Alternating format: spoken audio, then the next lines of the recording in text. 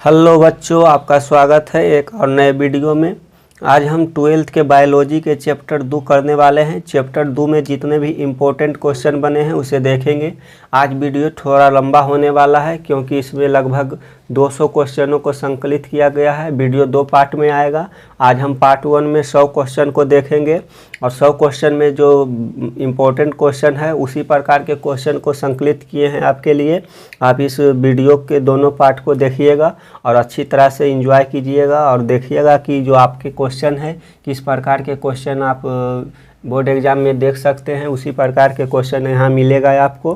Board exam में जो पूछे गए क्वेश्चन है उसे भी इसमें शामिल किया गया है। आप अच्छी तरह से देखिए और समझिए। चलिए शुरू करते हैं आज के पहले क्वेश्चन से।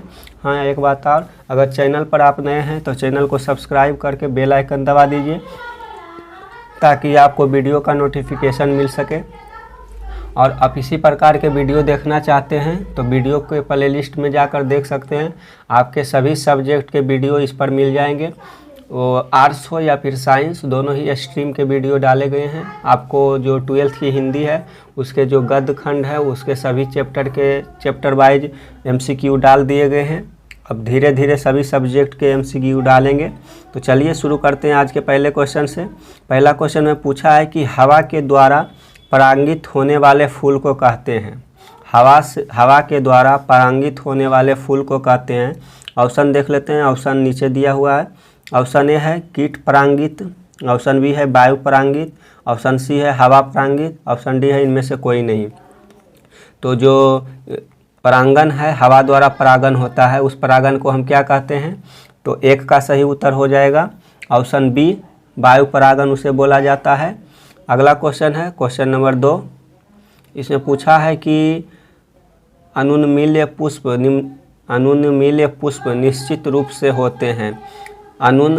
अनुन्मील्य पुष्प निश्चित रूप से होते हैं तो क्या होते हैं? तो 2 का उत्तर हो जाएगा ऑप्शन ए, स्वपरागित होते हैं। यानी कि जो पुष्प स्वपरागित होते हैं उसे हम अनुन्मील्य पुष्प कहते हैं। तो चलिए अगला क्वेश्चन नंबर 3। हम इस प्रकार के क्वेश्चनों को ज़्यादा डिफाइन नहीं कर पाएंगे क्योंकि अब डिफाइनेशन देखने की ज़रूरत नहीं है। आपको सीधा अब क्वेश्चन देखना है, उसका ऑप्शन देखना है ताकि आप ज़्यादा से ज़्यादा क्वेश्चन देखें, जिससे कि बोर्ड एग्ज़ाम में जब आपको इस प्रकार का क्वेश्चन मिले तो डायरेक्ट दिमाग में क्लिक करेगा कि हाँ, हम इस प्रकार के क्वेश्चन देख लिए हैं और सही उत्तर लग जाएगा। तो तीसरा नंबर क्वेश्चन है। इसमें पूछा है कि एंटोमोफिलस पुष्पों में परागन का माध्यम होता है। एंटोमोफिलस पुष्पों में परागन का माध्यम होता है। थोड़ा सा इसमें कठिन वर्ड आ जाएगा और कुछ वर्ड इंग्लिश में भी टाइप हुआ है, जो कि इंग्लिश में कठिन था उसे इंग्लिश में ही टाइप किया गया है। तो 3 नंबर क्वेश्चन है।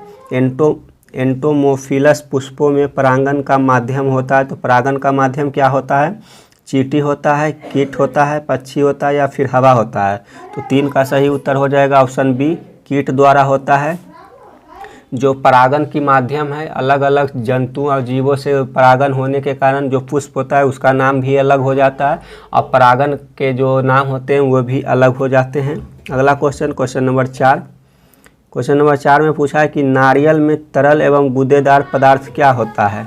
नारियल में तरल एवं गूदेदार पदार्थ क्या होता है? तो ऑप्शन ए भ्रूण होता है, ऑप्शन बी अंतःभित्ति दाना, ऑप्शन सी भ्रूणपोष, ऑप्शन डी इनमें से कोई नहीं।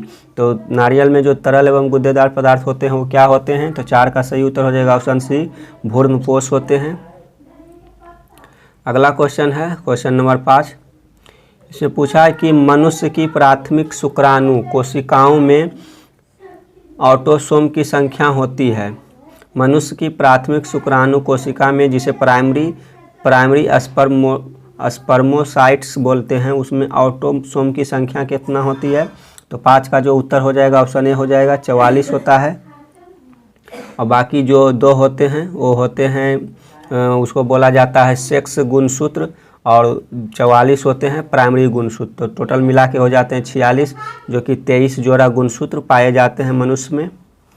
6 नंबर क्वेश्चन। पुष्पी पौधों में भ्रूणपोष में कितने गुणसूत्र होते हैं? पुष्पी पौधों के भ्रूणपोष में कितने गुणसूत्र होते हैं? तो 6 का सही उत्तर ऑप्शन सी हो जाएगा, 3N होते हैं। 7 नंबर क्वेश्चन। युग्मक बनने की क्रिया को क्या कहते हैं? युग्मक बनने की क्रिया को क्या कहते हैं? तो अंड जनन कहते हैं, युग्मक जनन कहते हैं, या फिर कायिक विभाजन कहते हैं। तो युग्मक बनने की क्रिया को क्या कहते हैं? तो हम इसे कहते हैं युग्म जनन, यानी कि जो युग्मनज बनते हैं उसके क्रिया को युग्म जनन बोलते हैं। 7 का सही उत्तर option B. 8 number question, hydrilla में रंध्र कहाँ पाए जाते हैं? हाइड्रीला में रंध्र कहाँ पाए जाते हैं? ऑप्शन ए पत्तियों में, तने में, या फिर दोनों में, या फिर इनमें से कोई नहीं। तो रंध्र कहाँ पाए जाते हैं हाइड्रीला में? तो 8 का सही उत्तर हो जाएगा ऑप्शन डी, इनमें से कोई नहीं, ना तो पत्तियों में ना ही तना में।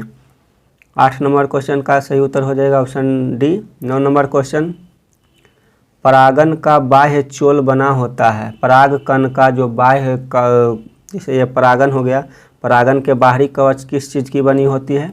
तो ऑप्शन ए है पेक्टोसेलुलोज, ऑप्शन बी है लिग्नोसेलुलोज, ऑप्शन सी है स्पोरोपोलिनिन, ऑप्शन डी है परागकीट। तो परागकण का बाह्य चोल किस चीज़ का बना होता है? तो 9 का सही उत्तर हो जाएगा ऑप्शन सी, स्पोरोपोलिनिन का बना होता है। अगला क्वेश्चन, क्वेश्चन नंबर 10, इसमें पूछा है कि अनुन्मील परागित फूल होते हैं। अनुन्मील परागित फूल होते हैं। तो 10 का उत्तर क्या हो जाएगा? 10 का सही उत्तर हो जाएगा ऑप्शन सी, स्वपरागित होते हैं, यानी कि जो स्वपरागित फूल होते हैं उसे हम अनुन्मील परागित फूल बोलते हैं। तो 10 का सही उत्तर ऑप्शन सी हो जाएगा। अगला क्वेश्चन, क्वेश्चन नंबर 11, इसमें पूछा है कि अंड समुच्चय बना होता है। तो अंड समुच्चय किससे बना होता है? तो सही उत्तर हो जाएगा 11 का ऑप्शन सी, अंड कोशिका से और सहायक कोशिका दोनों से बनी होती है। 12 नंबर क्वेश्चन, पानी द्वारा पर परागन को कहते हैं। पानी द्वारा होने वाले परागन को हम क्या कहते हैं? तो पानी द्वारा होने वाले परागन को जल परागन कहते हैं। अगर हिंदी में आएगा तो जल परागन मिलेगा आपको। अगला क्वेश्चन, क्वेश्चन नंबर 13, इसमें पूछा है कि कायजमा किस अवस्था में बनता है? कायजमा किस अवस्था में बनता है? सही उत्तर है ऑप्शन सी, अर्धसूत्री कोशिका विभाजन की अवस्था में कायजमा बनती है। 14 नंबर क्वेश्चन, निम्नलिखित में कौन सा परागन के वर्तिकाग्र पर शुरू में परागन में मन करता है? क्या क्वेश्चन में लिखा, फिर से देखते हैं। निम्नलिखित में कौन सा परागन में वर्तिकाग्र पर शुरू में परागन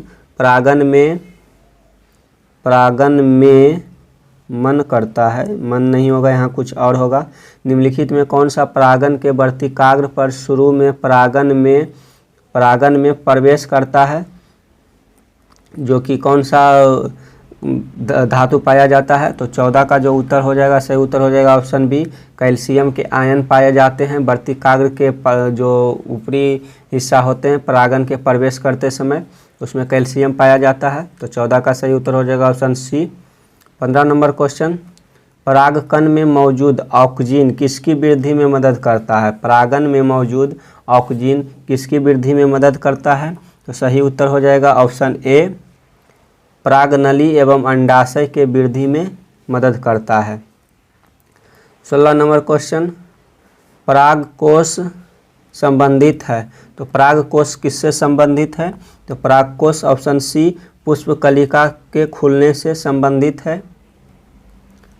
17 नंबर क्वेश्चन, परागन का परागकोश से निर्माण एवं विभेदन को कहते हैं। परागन का परागकोश से निर्माण एवं विभेदन को कहते हैं। तो क्या कहते हैं? 17 का सही उत्तर ऑप्शन बी, माइक्रो सुपर ऑर्गेनेसिस कहते हैं। थोड़ा सा जो बोले हैं कि जो हिंदी में डिफ़िकल्ट वर्ड है उसे इंग्लिश में टाइप कर दिया गया है ताकि आपको भी समझ आ सके। जो हिंदी के कठिन वर्ड होते हैं उसके बायोलॉजी में इंग्लिश वर्ड काफ़ी आसान होते हैं। तो इसका सही उत्तर हो जाएगा ऑप्शन बी, माइक्रोस्पोरोजेनेसिस बोला जाता है। 17 नंबर क्वेश्चन हो गया। 18 नंबर क्वेश्चन, किसी डाईहेक्वस परागकोश में होता है। किसी डाईहेक्वस परागकोश में होता है तो क्या होता है? तो 18 का सही उत्तर हो जाएगा ऑप्शन ए, 4 माइक्रोस्पोरोजेनिया होता है। तो 18 का सही उत्तर ऑप्शन ए हो जाएगा 4 माइक्रोस्पोराजेनिया। अरे सॉरी, अगला क्वेश्चन नंबर 19। इसमें पूछा है कि किसमें परागकोश में अर्धसूत्री विभाजन होता है। किसमें परागकोश में अर्धसूत्री विभाजन होता है। तो 19 का सही उत्तर ऑप्शन डी होगा स्पोर मातृ कोशिका में। 20 नंबर क्वेश्चन, किसमें परागकण का निर्माण होता है। तो परागकण का निर्माण किसमें होता है। ऑप्शन ए है परागकोश में, वर्तिकाग्र में, तंतु में या फिर पोलन एस में। तो किसमें होता है परागकण का निर्माण। तो 20 का सही उत्तर हो जाएगा ऑप्शन डी पोलन एस में। 21 नंबर क्वेश्चन, परागकण होता है, परागकण क्या होता है। आगुणित होता है, द्विगुणित होता है, त्रिगुणित होता है या फिर चतुर्गुणित होता है। तो परागकण क्या होता है। तो 21 का सही उत्तर ऑप्शन ए हो जाएगा आगुणित होता है परागकण। 22 नंबर क्वेश्चन, पुष्पीय पौधों में लैंगिक जनन की खोज की थी। पुष्पीय पौधों में लैंगिक जनन की खोज किसने की थी। ऑप्शन ए है कॉमेराउरिन्स, option B Nawaschin, option C Strasburger, option D Maheshwari. तो किसने खोज किया था पुष्पीय पौधों में लैंगिक जनन का। तो 22 का सही उत्तर हो जाएगा ऑप्शन ए कॉमेरारिन्स ने खोज किया था। थोड़ा सा नाम होता है जो डिफ़िकल्ट होता है। 23 नंबर क्वेश्चन, टाइपेटम का कार्य है। टाइपेटम का कार्य क्या है। सुरक्षा, पोषण या फिर श्वसन या फिर उपयोग में सभी। तो टाइपेटम का क्या कार्य है। 23 का सही उत्तर हो जाएगा ऑप्शन बी पोषण। अगला क्वेश्चन नंबर 24 पूछा है कि अगुणित कोशिका के संयोजन की प्रक्रिया होती है। अगुणित कोशिका के संयोजन की प्रक्रिया होती है। तो इसकी प्रक्रिया क्या होती है। तो 24 का ऑप्शन ए है कोसा चक्र, अर्धसूत्री विभाजन, सूत्री विभाजन या फिर सिनगैमी। तो अगुणित कोशिका के संयोजन की प्रक्रिया क्या होती है। 24 का सही उत्तर ऑप्शन डी हो जाएगा सिनगैमी। 25 नंबर क्वेश्चन, किस फल का बीज चोल खाया जाता है। किस फल का बीज चोल खाया जाता है। बीज चोल किस फल का खाया जाता है। तो 25 का सही उत्तर ऑप्शन डी इनमें से सभी। जो जायफल है या फिर लीची है फिर या शरीफा है तो उसके खाने वाले भाग को हम बीज चोल बोलते हैं। बीज चोल कहने का मतलब है ना तो उसके बीज खाया जाते हैं और ना ही उसके बाहरी छिलके खाया जाता है। यानी बाहरी छिलके और बीज के बीच जो चीज़ स्थित होते हैं उसे हम बीज चोल बोलते हैं, उसी के खाने वाले भाग को। अगला क्वेश्चन नंबर 26। इसमें पूछा है कि निम्न में कौन कीटभक्षी पौधा है। निम्न में कौन कीटभक्षी पौधा है। तो सही उत्तर ऑप्शन सी हो जाएगा ए और बी दोनों कीटभक्षी पौधा। कीटभक्षी पौधा उसे क्षेत्र में उगते हैं जिस क्षेत्र में नाइट्रोजन की कमी होती है और नाइट्रोजन की आपूर्ति को पूरा करने के लिए जो पौधे होते हैं कीटों को अपने पत्तों में या फिर किसी प्रकार से उसे बझाकर आप पाचित कर लेते हैं और कीट से ही अपना नाइट्रोजन की पूर्ति करते हैं। तो दोनों उत्तर हो जाएगा ड्रोसेरा और नेपनेथिस दोनों ही कीटभक्षी पौधे हैं। 27 नंबर क्वेश्चन, दोहरा निषेचन में भाग लेने वाले कल केंद्रक की संख्या होती है। दोहरे निषेचन में भाग लेने वाले कला केंद्रक की संख्या कितनी होती है। 27 का सही उत्तर ऑप्शन डी हो जाएगा 5। 28 नंबर क्वेश्चन, किसमें इंडोस्पर्म करा तथा सेलुकस हो जाता है। किसमें इंडोस्पर्म करा तथा सेल्यूलोसिस हो जाता है। तो इसका सही उत्तर हो जाएगा 28 का ऑप्शन सी आइवरी बेर या फिर इसे इंग्लिश में बोलते हैं फाइटेलेफेसिस। 29 नंबर क्वेश्चन, हरा नारियल में निहित दूधिया जल। जो नारियल में कच्चे नारियल में जल होता है वो क्या चीज़ होता है। तो 29 का जो उत्तर हो जाएगा ऑप्शन सी हो जाएगा डाइजेनरेटेड लिक्विड फ्री न्यूक्लियर इंडोस्पर्म होती है।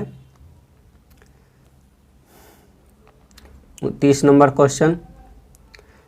क्वेश्चन हो जाएगा, किसी मूल कोशिका में गुणसूत्र की संख्या 14 है। किसी मूल कोशिका में गुणसूत्र की संख्या 14 है।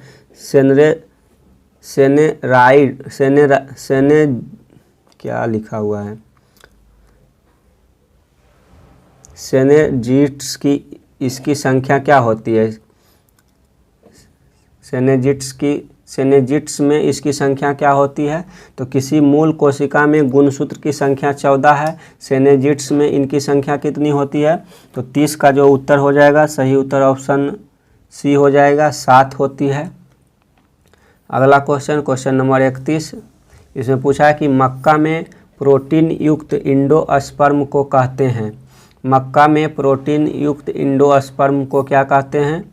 तो इसका सही उत्तर हो जाएगा 31 का ऑप्शन डी, ऑल्यूरोन भीति बोला जाता है। 32 नंबर क्वेश्चन, एक अर्धसूत्री कोशिका विभाजक से कितने नर युग्मक बनते हैं? एक अर्धसूत्री कोशिका विभाजन से कितने नर युग्मक बनते हैं? यहाँ थोड़ा सा टाइपिंग मिस्टेक है, यहाँ कोशिका विभाजन होगा या फिर भाजन भी सही है। कोशिका विभाजन से कितने नर युग्मक बनते हैं? 32 का सही उत्तर option A 4। 33 number question, MMC में 24 गुणसूत्र है, इसके इंडोस्पर्म में गुणसूत्रों की संख्या होती है। तो इंडोस्पर्म में गुणसूत्रों की टोटल संख्या कितनी होती है एमएमसी में? तो 33 का सही उत्तर हो जाएगा ऑप्शन सी, 36 होती है। कितनी होती है? 36 होती है। तो 33 का सही उत्तर ऑप्शन सी। 34 नंबर क्वेश्चन, आधुनिक भ्रूण विज्ञान के जनक है। आधुनिक भ्रूण विज्ञान के जनक कौन है? 34 का सही उत्तर ऑप्शन डी, बानवीर। 35 नंबर क्वेश्चन, इसमें पूछा है कि एस्ट्रोबाइलेथस कुथियाना, जो कि नील कुरुंजी बोला जाता है, 12 वर्ष में एक बार पुष्पीकरण से गुजरता है। विगत 2006 ईस्वी में सितंबर अक्टूबर में पुष्प लगा था। यह किस पहाड़ी क्षेत्र में पाया जाता है? नील कुरुंजी एक प्रकार का फूल है जो 12 वर्षों के पश्चात फूल देता है। तो ये 2006 ईस्वी में खिला था। तो जो नील कुरुंजी फूल है किस क्षेत्र में पाया जाता है? तो 35 का सही उत्तर हो जाएगा ऑप्शन ए, केरल एवं कर्नाटक क्षेत्र में नील कुरुंजी पाया जाता है। इसके फूल नीले रंग की होती है। 35 का सही उत्तर हो जाएगा ऑप्शन ए, केरल एवं कर्नाटक में। 36 नंबर क्वेश्चन, एंडोस्पर्म द्वारा किसे पोषण दिया जाता है? एंडोस्पर्म द्वारा किसे पोषण दिया जाता है? 36 का सही उत्तर ऑप्शन डी, भ्रूण को। 37 नंबर क्वेश्चन, इसमें पूछा है कि आवृतबीजी में निषेचन होता है। आवृतबीजी में निषेचन किसका होता है? तो 37 का सही उत्तर ऑप्शन बी, भ्रूण कोश में।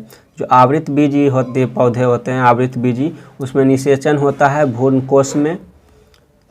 जो पेड़ पौधे होते हैं 2 प्रकार के होते हैं, आवृतबीजी और अनावृतबीजी। तो जो आवृतबीजी पौधे होते हैं उसमें निषेचन भ्रूण कोश में होता है। अगला क्वेश्चन नंबर 38, इसमें पूछा है कि निषेचन के बाद बीज के बीच आवरण किससे बनता है? निषेचन के बाद बीज के बीच आवरण किससे बनता है? तो आवरण किस चीज़ से बनता है? तो 38 का सही उत्तर हो जाएगा ऑप्शन बी,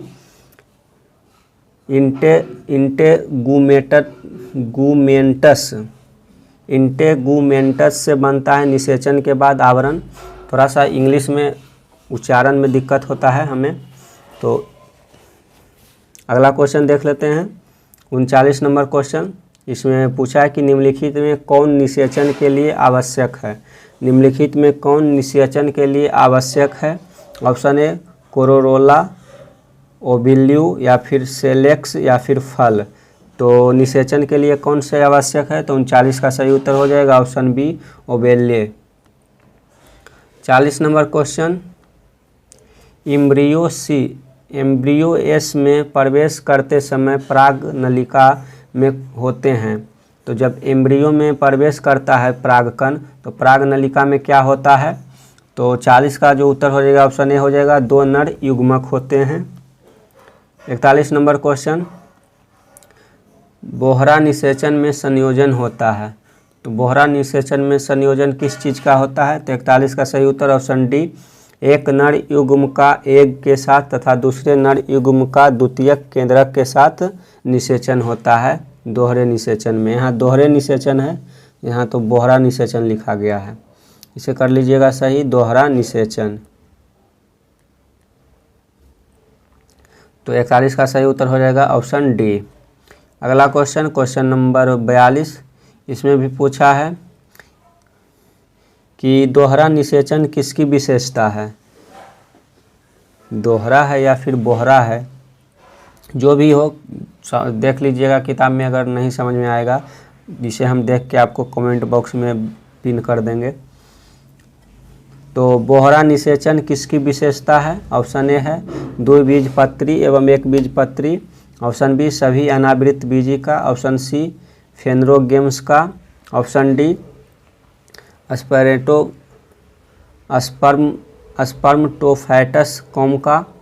तो 42 का सही उत्तर हो जाएगा ऑप्शन ए द्विबीजपत्री एवं एक बीजपत्री, यानी कि सभी आवृत बीजी का जो निषेचन है वो बोहरा निषेचन की विशेषता है। अगला क्वेश्चन, क्वेश्चन नंबर 43, इसमें पूछा है कि त्रिसंचयन है। तो त्रिसंचयन क्या है। तो 43 का सही उत्तर ऑप्शन ए हो जाएगा एक नर युग्मक का दो ध्रुव केंद्र के साथ इम्ब्रियो सी में संचयन, उसे कहते हैं त्रिसंचयन। 44 नंबर क्वेश्चन, बीज को लैंगिक जनन का उत्पादन कहा जाता है क्योंकि ये, बीज को लैंगिक जनन का उत्पादन कहा जाता है, क्यों कहा जाता है। तो 44 का सही उत्तर ऑप्शन ए हो जाएगा युग्मक के संयोजन से निर्मित होते हैं। 45 नंबर क्वेश्चन, इसमें पूछा है कि आवृत बीजी में भ्रूणपोष होता है। तो आवृत बीजी में भ्रूणपोष क्या होता है। ऑप्शन सी त्रिगुणित होता है। 45 नंबर क्वेश्चन हो गया। 46 नंबर क्वेश्चन, पौधों में लैंगिक प्रजनन को सर्वप्रथम किसने दर्शाया। पौधों में लैंगिक प्रजनन को सर्वप्रथम किसने दर्शाया। तो ऑप्शन बी सही हो जाएगा, कैमरेसिस ने दर्शाया था। 47 नंबर क्वेश्चन, पुष्पीय पौधों में एक लिंगी नर पुष्प को कहते हैं। पुष्पीय पौधों में एक लिंगी नर पुष्प को क्या कहते हैं। तो सही उत्तर हो जाएगा ऑप्शन डी अस्टेमिनेट कहते हैं, अस्टेमिनेट। 48 नंबर क्वेश्चन, स्टेमेन का फर्टिल भाग है। तो स्टेमेन का फर्टिल भाग क्या है। परागकोश, परागतंतु या फिर संयोजी तंतु या फिर ओवेल। तो 48 का सही उत्तर हो जाएगा ऑप्शन ए परागकोश। 49 नंबर क्वेश्चन, पुष्प अंग किसका रूपांतरित भाग है। पुष्प अंग किसका रूपांतरित भाग है। तो जो पुष्प है किसका रूपांतरित भाग है। तो 49 का सही उत्तर ऑप्शन ए पत्तियों का रूपांतरित भाग है पुष्प। अगला क्वेश्चन, क्वेश्चन नंबर 50, इसमें पूछा है कि एम्फीमिक्सिस से तात्पर्य है। एम्फीमिक्सिस से तात्पर्य क्या है। तो 50 का जो उत्तर हो जाएगा ऑप्शन बी हो जाएगा, नर एवं मादा प्रतिकेंद्रिका का संयोजन एम्फीमिक्सिस कहलाता है। 51 नंबर क्वेश्चन, पुंकेसर कितने भागों में बटा होता है। पुंकेसर कितने भागों में बटा होता है। तो 2 भागों में बटा होता है। 52 नंबर क्वेश्चन, इसमें पूछा है कि लघु बीजाणुधानी की सबसे आंतरिक परत कौन सी है। लघु बीजाणुधानी की सबसे आंतरिक परत कौन सी है। Option A epidermis, option B endothecium, option C tapetum, option D मध्य परत। तो 52 का सही उत्तर हो जाएगा option C tapetum. 53 number question, इसमें पूछा है कि पुष्प के नर जनन अंग को कहते हैं। पुष्प के नर जनन अंग को क्या कहते हैं। तो उसे पुमंग बोला जाता है। अगला क्वेश्चन, क्वेश्चन नंबर 54, पूछा है कि पुष्प के मादा जनन अंग को कहते हैं। पुष्प के मादा जनन अंग को क्या कहते हैं। तो उसे जायांग कहते हैं। 55 नंबर क्वेश्चन, परागन किसका प्रतिनिधित्व करता है। परागन किसका प्रतिनिधित्व करता है। तो नर युग्म केंद्र को जो प्रतिनिधित्व करता है परागकण, यानी जो परागकण होता है वह नर युग्मक होता है। तो 55 का सही उत्तर ऑप्शन ए हो जाएगा, नर युग्म कोशिका लिख लीजिए, इसमें कोभिद लिखा है। 56 नंबर क्वेश्चन, परागकण का बाह्य चोल किससे बनता है? परागकण का बाह्य चोल किससे बनता है? तो 56 का सही उत्तर ऑप्शन सी, स्पोरोफोलेलिन का। 57 नंबर क्वेश्चन, स्त्री केसर का भाग निम्न में से कौन सा है? स्त्री केसर का भाग निम्न में से कौन सा है? 57 का सही उत्तर ऑप्शन डी, इनमें से सभी जो है यह स्त्री केसर का भाग है। वर्तिकाग्र, वर्तिका या फिर अंडाशय, ये तीनों ही स्त्री केसर का भाग है। 58 नंबर क्वेश्चन, स्वपरागन को निम्न में से कौन सा पादप रोकता है? स्वपरागन को निम्न में से कौन सा पादप रोकता है? तो 58 का ये सही उत्तर ए, एरंड। अगला क्वेश्चन, क्वेश्चन नंबर 59, इसमें पूछा है कि युग्मक संलयन पूर्ण होने पर क्या होता है? युग्मक संलयन पूर्ण होने पर क्या होता है? 59 का सही उत्तर ऑप्शन ए हो जाएगा, युग्मनज की रचना होती है, जिसे हम इंग्लिश में जायगोट भी बोलते हैं। अगला क्वेश्चन है क्वेश्चन नंबर 60, में पूछा है कि एक भ्रूणपुट में दो प्रकार के संलयन, युग्मनज संलयन तथा त्रिसंलयन स्थान लेते हैं। इस परिघटना को क्या कहते हैं? तो इस परिघटना को हम दोहरा निषेचन बोलते हैं। तो 60 का सही उत्तर ऑप्शन बी हो जाएगा, दोहरा निषेचन। 61 नंबर क्वेश्चन, निम्न में से आभासी फल कौन सा है? निम्न में से आभासी फल या फिर झूठा फल कौन सा है? तो ऑप्शन डी, उपयुक्त तीनों, यानी कि स्ट्रॉबेरी, अखरोट और जो सेब है इसे हम असत्य फल भी बोलते हैं। 62 नंबर क्वेश्चन, बिना निषेचन के ही बीज पैदा करने की प्रक्रिया को क्या कहते हैं? बिना निषेचन के ही बीज पैदा करने की प्रक्रिया को क्या कहते हैं? तो उसे हम आसंजनन कहते हैं। 63 नंबर क्वेश्चन, कीटों द्वारा परागन को कहते हैं, जो कीट द्वारा परागन होते हैं उसे हम क्या कहते हैं? तो कीटों से होने वाले परागन को हम बोलते हैं इंटोमोफिलिया,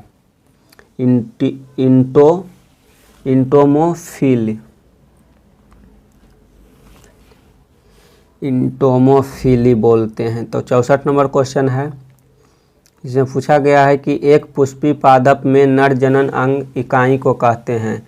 एक पुष्पी पादप में नर जनन अंग इकाई को क्या कहते हैं? तो इसका सही उत्तर 64 का हो जाएगा, ऑप्शन ए, पुंकेसर कहते हैं। 65 नंबर क्वेश्चन, एक पुष्पी पादप में मादा जनन अंग इकाई को कहते हैं। एक पुष्पी पादप में मादा जनन अंग को कहते हैं तो क्या कहते हैं? 65 का सही उत्तर ऑप्शन ए, स्त्री केसर कहते हैं। 66 नंबर क्वेश्चन, परागकण के बाह्य चोल में सुस्पष्ट द्वारक या रंध्र को कहते हैं। परागकण के बाह्य चोल में सुस्पष्ट द्वारक या रंध्र को क्या कहते हैं? तो 66 का सही उत्तर ऑप्शन सी, जनन छिद्र कहते हैं।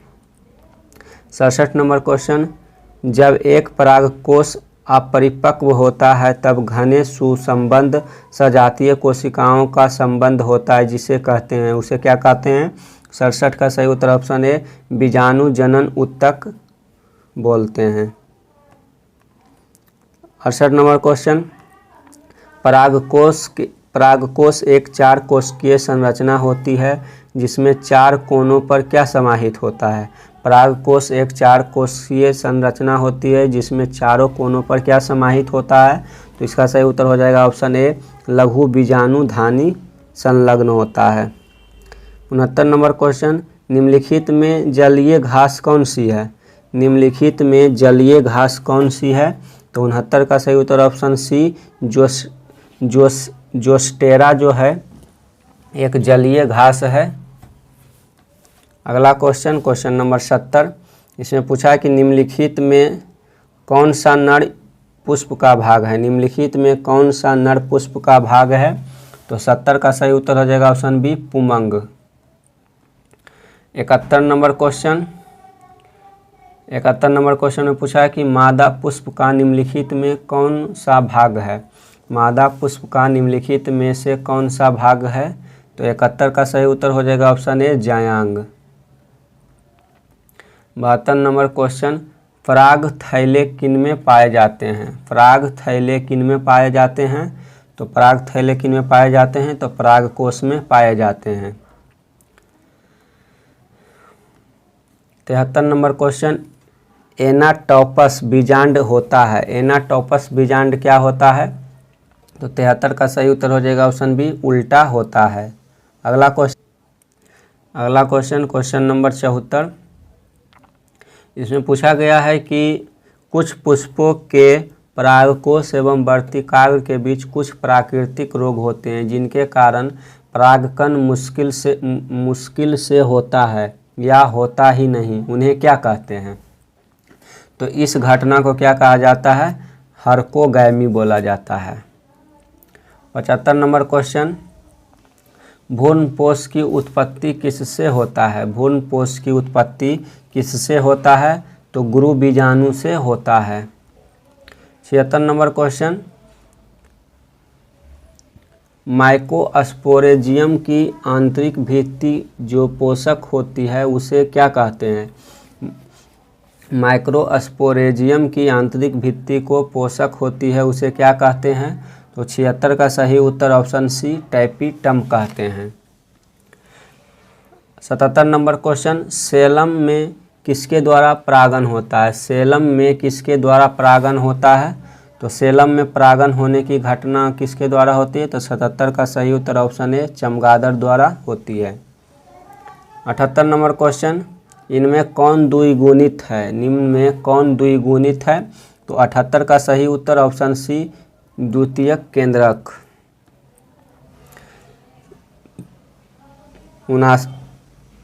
79 नंबर क्वेश्चन, पोरोगैमी में पराग नलिका किससे होकर भ्रूणपोष तक पहुंचती है? पोरोगैमी में पराग नलिका किससे होकर भ्रूणपोष तक पहुंचती है? ऑप्शन सही हो जाएगा, 79 का सही उत्तर हो जाएगा ऑप्शन सी, माइक्रोपाइलोमा के द्वारा पहुंचती है। अगला क्वेश्चन नंबर 80, इसमें पूछा है कि आवृतबीजी पादप में बीज के निर्माण के समय द्वितीयक केंद्रक परिवर्तित हो जाता है, तो किस चीज़ में परिवर्तित हो जाता है? तो 80 का सही उत्तर ऑप्शन बी, भ्रूणपोष में परिवर्तित हो जाता है। 81 नंबर क्वेश्चन, इसमें पूछा है कि परागकोश भित्ति में इनमें से कौन नहीं होता है? परागकोश भित्ति में इनमें से कौन सा नहीं होता है? तो 81 का सही उत्तर हो जाएगा ऑप्शन डी, इंटेगुमेट होता है। 82 नंबर क्वेश्चन, इसमें पूछा है कि भ्रूणकोश में निम्नलिखित में कौन सा नहीं होता है?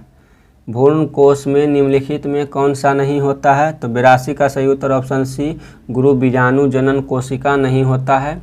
अगला क्वेश्चन नंबर 83, इसमें पूछा है कि परिभ्रूणपोष किसका बचा हुआ भाग है? परिभ्रूणपोष किसका बचा हुआ भाग है? तो 83 का सही उत्तर ऑप्शन ए, बीजांडकाय या फिर न्यूक्लियस का। 84 नंबर क्वेश्चन, इनमें से किसमें एरिल नहीं पाया जाता है? इनमें से किसमें एरिल नहीं पाया जाता है? तो 84 का जो सही उत्तर हो जाएगा ऑप्शन सी हो जाएगा, आम। 85 नंबर क्वेश्चन, इसमें पूछा है कि परागकण किसकी विशेषता है? परागकण किसकी विशेषता है? तो परागकण किसकी विशेषता है? तो 85 का जो सही उत्तर हो जाएगा ऑप्शन सी हो जाएगा, आवृत बीजी एवं अनावृत बीजी की विशेषता है परागकण। 86 नंबर क्वेश्चन, पर परागन से प्राप्त संतति दर्शाता है। पर परागन से प्राप्त संतति क्या दर्शाता है? तो 86 का सही उत्तर हो जाएगा ऑप्शन ए, उच्च श्रेणी की वेरिएबिलिटी तथा विकासवाद में महत्वपूर्ण भूमिका निभाता है। यानी कि जो पर परागन द्वारा उत्पादित बीज होता है वह मतलब कि हष्ट-पुष्ट होता है और अच्छी तरह से विकसित होता है। 87 नंबर क्वेश्चन, परागन तभी होता है जब कोई परागन कब होगा? जब कोई परागन एक पुष्प से उड़कर दूसरे पुष्प तक जाता है या फिर पुष्प के अंदर जब पहुंच जाता है परागकण तो परागन होता है। तो 87 का जो सही उत्तर हो जाएगा ऑप्शन बी हो जाएगा, वर्तिकाग्र पर आता है। जब परागकण वर्तिकाग्र पर आ जाता है तो परागन हो जाता है। वर्तिकाग्र यहाँ थोड़ा मिस्टेक हुआ है टाइपिंग। अगला क्वेश्चन नंबर 88, इसमें पूछा है कि एनेमोफिली में परागण किसके द्वारा होता है। एनीमोफिली में परागण किसके द्वारा होता है, तो 88 का सही उत्तर ऑप्शन बी, वायु द्वारा होता है। 89 नंबर क्वेश्चन, एंटोमोफिली में परागण किसके द्वारा होता है। एंटोमोफिली में परागण किसके द्वारा होता है, तो ऑप्शन बी सही, कीट के द्वारा। 90 नंबर क्वेश्चन, यदि किसी पुष्प के परागकोश एवं वर्तिकाग्र एक साथ परिपक्व हो जाए तो इसे कहते हैं। यदि किसी पुष्प के परागकोश एवं वर्तिकाग्र एक साथ परिपक्व हो जाए तो इसे हम क्या कहते हैं, तो इसे हम होमोगेमी बोलते हैं। 90 का सही उत्तर हो जाएगा ऑप्शन सी, होमोगेमी।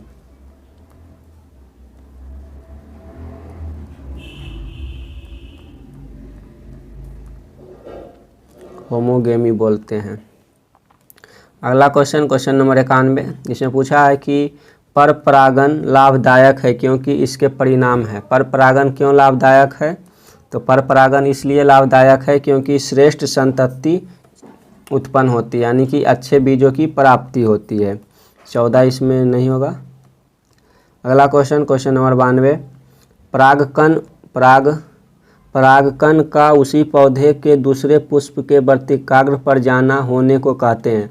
जब एक ही पेड़ के एक पुष्प से परागकण उड़कर दूसरे पुष्प पर जाता है तो उसे हम क्या कहते हैं, उस प्रक्रिया को। इसका सही उत्तर ऑप्शन बी हो जाएगा, जेनेटोगेमी बोलते हैं, जेनेटोगेमी। अगला क्वेश्चन नंबर 93, पूछा है कि यदि किसी पुष्प के परागकोश एवं वर्तिकाग्र विभिन्न समय में परिपक्व होता है तो इसे कहते हैं, इसे क्या कहते हैं। सही उत्तर ऑप्शन बी, डाइकोगेमी।